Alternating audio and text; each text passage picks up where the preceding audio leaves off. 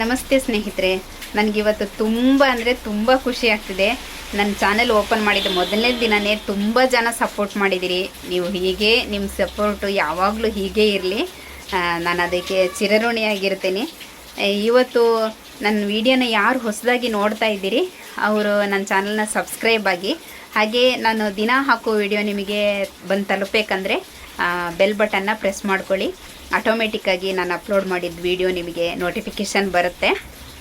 ಮತ್ತು ಇನ್ನೊಂದೇನು ವಿಷಯ ಅಂತಂದರೆ, ನಾನು ವಿಡಿಯೋನ ಎಡಿಟ್ ಮಾಡಿ ಹಾಕೋದಿಲ್ಲ. ನಾನು ಡೈರೆಕ್ಟಾಗಿ ವಿಡಿಯೋ ಮಾಡಿ ಒಂದೇ ಟೇಕಲ್ಲಿ ಮಾಡಿ ಹಾಕ್ತಾಯಿದ್ದೀನಿ. ಹಾಗಾಗಿ ಏನಾದರೂ ಮಾತಿನಲ್ಲಾಗಲಿ ಏನಾದರೂ ಮಿಸ್ಟೇಕ್ ಇದ್ದರೆ ದಯವಿಟ್ಟು ಕ್ಷಮಿಸಿ.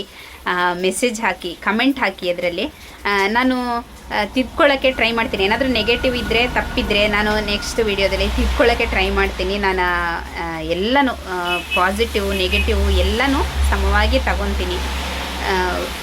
ಬೆಳಿಬೇಕಂತಂದರೆ ಅದು ತುಂಬ ಇಂಪಾರ್ಟೆಂಟ್ ಆಗುತ್ತೆ. ಹಾಗಾಗಿ ಕಮೆಂಟ್ ಮಾಡಿ, ಲೈಕ್ ಮಾಡಿ, ನಿಮ್ಮ ಫ್ರೆಂಡ್ಸ್ಗಳಿಗೆ ಶೇರ್ ಮಾಡಿ. ಇವತ್ತು ನಾನು ಮಾತಾಡಬೇಕಂತಿರೋ ವಿಷಯದ ಬಗ್ಗೆ ಮಾತಾಡ್ತೀನಿ. ಈಗ ಒಂದು ಮನೆಮದ್ದು, ಈ ಎಲರ್ಜಿ ಥರ ಅಂದರೆ ಮುಟ್ಟಿದ್ರೆ ಸಾಕು ಹೀಗೆ ಕೆರೆತ ಶುರುವಾಗಿ ಆಮೇಲೆ ಮೈ ಪೂರ್ತಿ ದಪ್ಪ ದಪ್ಪ ದಪ್ಪ ಆಗೋದು, ತುಂಬ ಕೆರೆಯೋದು, ಆ ಥರದ್ದು ಇರುತ್ತಲ್ಲ, ಅದು ರಕ್ತ ಶುದ್ಧ ಇಲ್ಲದೇ ಇದ್ದಾಗ ಆ ಥರ ಆಗುತ್ತೆ. ಅದಕ್ಕೆ ನಾವು ಮನೆಮದ್ದಲ್ಲಿ ರಕ್ತ ಶುದ್ಧವನ್ನು ಹೇಗೆ ಮಾಡ್ಕೋಬೇಕಂತಂದರೆ, ಓಂ ಕಾಳು ಇರುತ್ತಲ್ಲ, ಓಂ ಕಾಳನ್ನು ಹುರಿದ್ಬಿಟ್ಟು, ಸ್ವಲ್ಪ ಹುರಿದ್ರೆ ಸಾಕು, ಹುರಿದು ಪೌಡ್ರ್ ಮಾಡಿಟ್ಕೊಂಡು ಅದಕ್ಕೆ ಜೇನುತುಪ್ಪ ಬೆರೆಸಿ ದಿನ ಬೆಳಿಗ್ಗೆ ಒಂದು ಅರ್ಧ ಟೀ ಸ್ಪೂನು ತಗೊಂಡ್ರೆ ಒಂದು 5 ದಿನ ಮಾಡಿದ್ರೆ ಸಾಕು, ಕಂಪ್ಲೀಟಾಗಿ ಗುಣ ಆಗುತ್ತೆ. ಇದು ಯಾರೋ ಹೇಳಿದ್ರು, ಎಲ್ಲೋ ಓದಿದೆ ಅಂತ ನಾನು ಹೇಳ್ತಾ ಇರೋದಲ್ಲ. ಇದು ನಮ್ಮಮ್ಮ ಔಷಧಿ ಮಾಡ್ತಿದ್ರು, ಅವರು ಹೇಳಿದರು ಅನ್ನೋ ಕಾರಣಕ್ಕೂ ನಾನು ಹೇಳ್ತಾ ಇರೋದಲ್ಲ. ನನ್ನ ಮಗನಿಗೆ ಮಾಡಿ ಅದರಿಂದ 100% ರಿಸಲ್ಟ್ ಬಂದಮೇಲೆ ನಾನು ನಿಮಗೆ ಹೇಳ್ತಾ ಇದ್ದೀನಿ.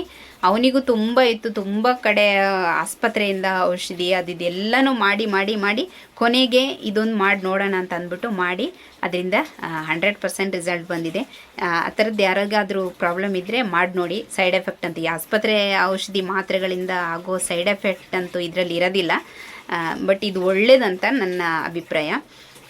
ನಾನು ಹೀಗೆ ಈ ಶೀತ, ಜ್ವರ, ತಲೆನೋವು ಆ ಥರದ್ದಕ್ಕೆ ಸಣ್ಣದಕ್ಕೆಲ್ಲ ನಾನು ಈ ಮಾತ್ರೆ ಔಷಧಿಗಳನ್ನ ತಗೊಳ್ಳೋದೇ ಇಲ್ಲ. ಈ ಥರದ್ದೇನೋ ಮನೆಮದ್ದೇ ಮಾಡ್ತಾ ಇರ್ತೀನಿ, ನನಗೂ ನನ್ನ ಮಕ್ಕಳಿಗೂ ಮನೆಯವರಿಗೆ. ಔಷಧಿ ತೀರ ಆಗದೇ ಇಲ್ಲ ಇನ್ಮೇಲೆ ಅಂತ ಅನ್ನೋ ಪರಿಸ್ಥಿತಿನಲ್ಲಿ ಮಾತ್ರ ಆಸ್ಪತ್ರೆಗೆ ಹೋಗುವಂಥದ್ದು. ಈಗ ಜ್ವರ ಆಗಲಿ ಏನೋ ಕಡಿಮೆನೇ ಆಗಲಿಲ್ಲ, ಆ ಥರದ್ದು ಇನ್ನು ಆಗೋದಿಲ್ಲ ಅಂತ ಅನ್ನೋ ಪರಿಸ್ಥಿತಿನಲ್ಲಿ ಹೋಗ್ತೀನಿ.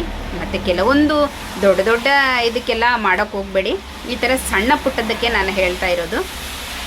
ಮತ್ತು ಇನ್ನೊಂದು ವಿಷಯ ಏನಂತಂದರೆ, ಈ ಕಂಟಿನ್ಯೂ ಆಗಿ ದುಡ್ಡು ಬರ್ತಾ ಇರಬೇಕು. ಹೇಗೆ? ಈ ಕೈ ಮೇಲೆ ನಂಬರ್ ಬರ್ಕೊಂಡ್ರೆ ಅಥವಾ ಉಪ್ಪಿನ ಡಬ್ಬದಲ್ಲಿ ಲವಂಗ ಹಾಕಿದ್ರೆ ಅದರಲ್ಲಿ ದುಡ್ಡು ಬರುತ್ತಾ?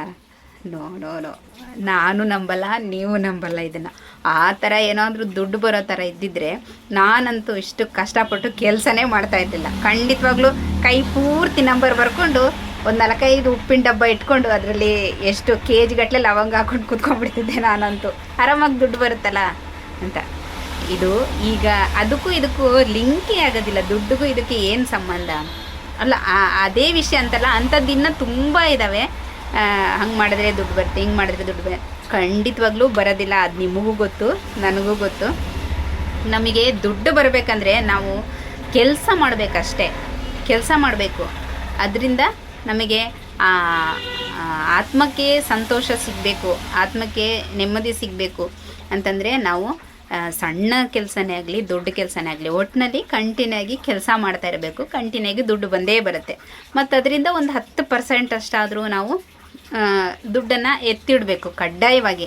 ಅದು ನಮಗೆ ಕೆಲವೊಂದು ಟೈಮಲ್ಲಿ ಎಷ್ಟು ಹೆಲ್ಪ್ ಆಗುತ್ತೆ ಅಂತಂದರೆ, ನನ್ನ ಲೈಫಲ್ಲೇ ಆಗಿದ್ದ ನಾನು ಹೇಳ್ತಾ ಇದ್ದೀನಿ. ಕೊರೋನಾ ಟೈಮಲ್ಲಿ 3 ತಿಂಗಳು ಕೆಲಸ ಇಲ್ಲದೇ ಮನೇಲೇ ಇದ್ದ ಟೈಮಲ್ಲಿ ಏನು ಮಾಡೋದು, ಊಟಕ್ಕೂ ತುಂಬ ಕಷ್ಟ ಆಗಿಬಿಟ್ಟಿತ್ತು. ಏನು ಮಾಡೋದು, ಚಿಕ್ಕ ಚಿಕ್ಕ ಮಕ್ಕಳು ಬೇರೆ,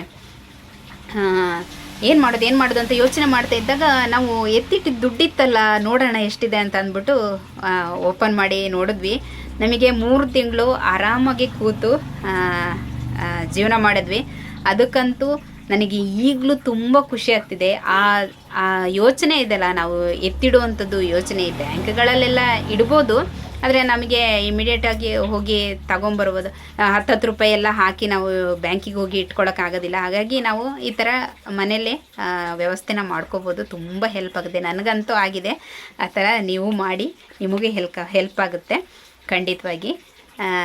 ನೆಕ್ಸ್ಟ್ ವಿಡಿಯೋದಲ್ಲಿ ಮತ್ತೊಮ್ಮೆ ಸಿಗ್ತೀನಿ ನಿಮಗೆ. Thank you so much. Video watch ಮಾಡಿ, ಶೇರ್ ಮಾಡಿ, ಸಬ್ಸ್ಕ್ರೈಬ್ ಆಗಿ, ಬೆಲ್ ಬಟನ್ನ ಪ್ರೆಸ್ ಮಾಡಿ. ಥ್ಯಾಂಕ್ ಯು ವಿಡಿಯೋ ನೋಡಿದ್ದಕ್ಕೆ.